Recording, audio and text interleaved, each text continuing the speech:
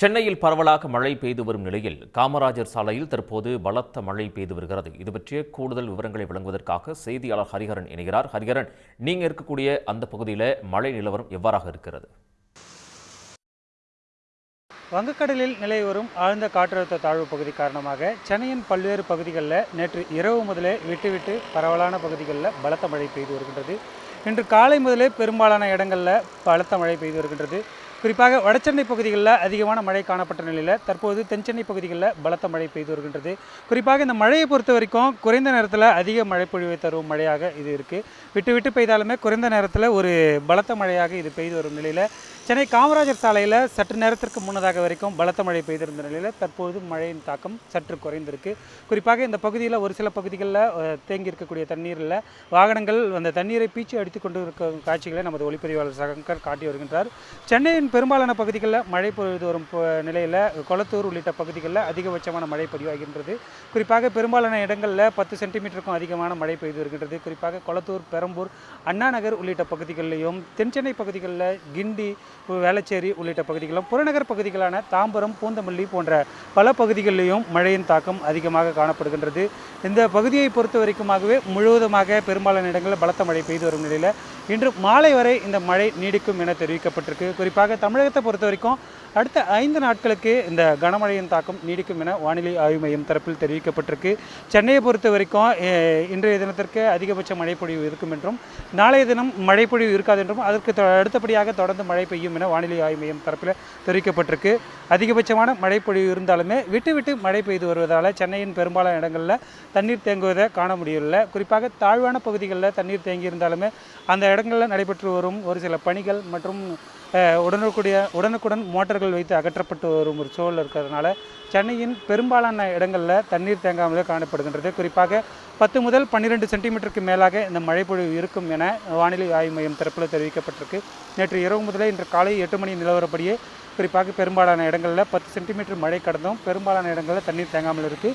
விட்டு மழைப்பொழிவு இருந்தாலுமே இன்று மாலைக்குள்ளாக சென்னையில் மழையின் தாக்கம் குறையும் என்றும், அதனை அடுத்து தற்பொழுது நாளை ஒரு நாள் மழை இல்லாது என்றும், அதனை அடுத்து தொடர்ச்சியாக மழை இருக்கும் என தெரிவிக்கப்படுகின்றது.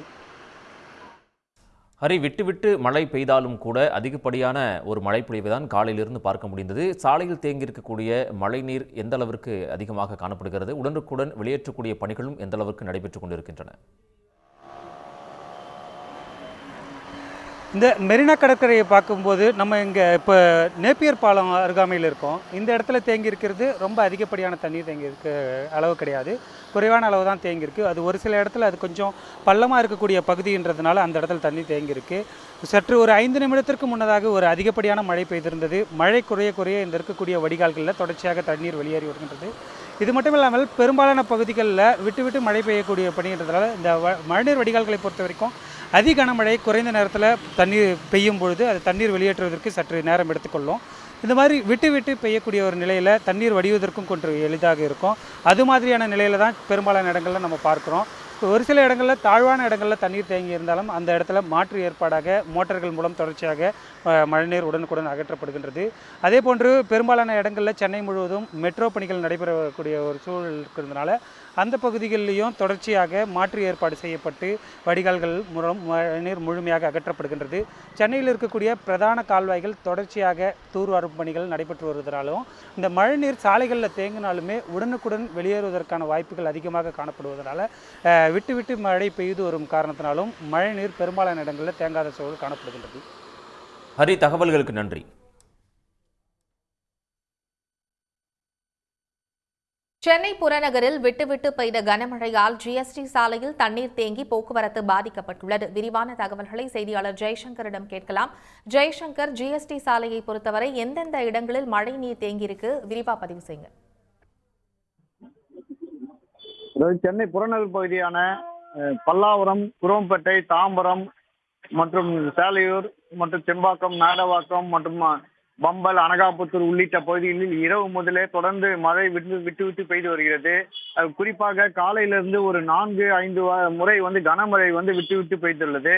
இதனால பல்லாவரம் பான்ஸ் மேம்பாலம் அருகே ஜிஎஸ்டி சாலையில் ஒரு 1.5 அடி அளவுக்கு தண்ணீர் தேக்கம் ஏற்பட்டுள்ளது. இதனால் வாகனங்கள் அவ்வழியே வரும் வாகனங்கள் வந்து அந்த தண்ணீரை விட்டு விலகி அது சாலை நடுவே செல்லும் நிலை ஏற்பட்டுள்ளது. அதே போல அந்த மேம்பாலத்திலிருந்து இறங்கும் வாகனங்களும் ஒருபுறமாக இறங்கி அந்த தண்ணீர் இல்லாத பாதையில் செல்ல வேண்டிய சூழ்நிலை ஏற்பட்டுள்ளது. இதனால் அங்கு கடும் போக்குவரத்து நெரிசல் ஏற்பட்டுள்ளது. இதே போல் வந்து குரோம்பேட்டையிலேயும் ஜிஎஸ்டி சாலையில் ஒருபுறம் வந்து தண்ணீர் தேக்கத்தால் வந்து வாகன ஓட்டிகள் ஒருபுறமாக நடு பகுதியாக ஒதுக்கி வாகனங்களை ஓட்டி செல்ல வேண்டிய நிலை ஏற்பட்டுள்ளது. இந்த தொடர் கனமழை அதிகமாக பெய்து வருவதால் அந்த நீர்த்தேக்கங்கள் ஏற்பட்டுள்ளது. குறிப்பாக அந்த பான்ஸ் மேம்பாலம் அருகே வந்து ஏன் வந்து தண்ணி கடக்கவில்லை என அங்குள்ள நெடுஞ்சாலைத்துறை அதிகாரியிடம் கேட்டபோது, இந்த பகுதியில் வந்து ஜிஎஸ்டி சாலையிலிருந்து ரயில்வே டிராக்கை கடக்க வேண்டும் தண்ணியை. ஆனாலும் வந்து இந்த ஜிஎஸ்டி சாலையில் இந்த பக்கம் 2 கிலோமீட்டர், குரோம்பேட்டையிலிருந்து மற்றும் துண்டூர்மலை சாலை உள்ளிட்ட 3 சாலைகளில் வந்து பெருக்கெடுக்கும் நீர் வந்து அந்த ஒரே பகுதியில் அந்த பான்ஸ் மேம்பாலம் அருகே வந்து குவிவதால் அந்த நீர்த்தேக்கம் வந்து ஏற்படுகிறது. மழை நின்றவுடன் ஓரளவுக்கு நீர் கடந்து கிழக்கு பகுதியாக ரயில்வே கேட்டை கடந்து கிழக்கு பகுதியாக செல்லும். அதனால்தான் இந்த நீர்த்தேக்கம் ஏற்படுகிறது என அவர் தெரிவித்தார். ஏற்கனவே அமைத்த 2 கல்வெட்டுகளில் ஒரு கல்வெட்டு வந்து மூடியுள்ளதாகவும் அதன் பாதிப்பு காரணமாக நீர்த்தேக்கம் ஏற்படுவதாகவும் தெரிவித்தார்.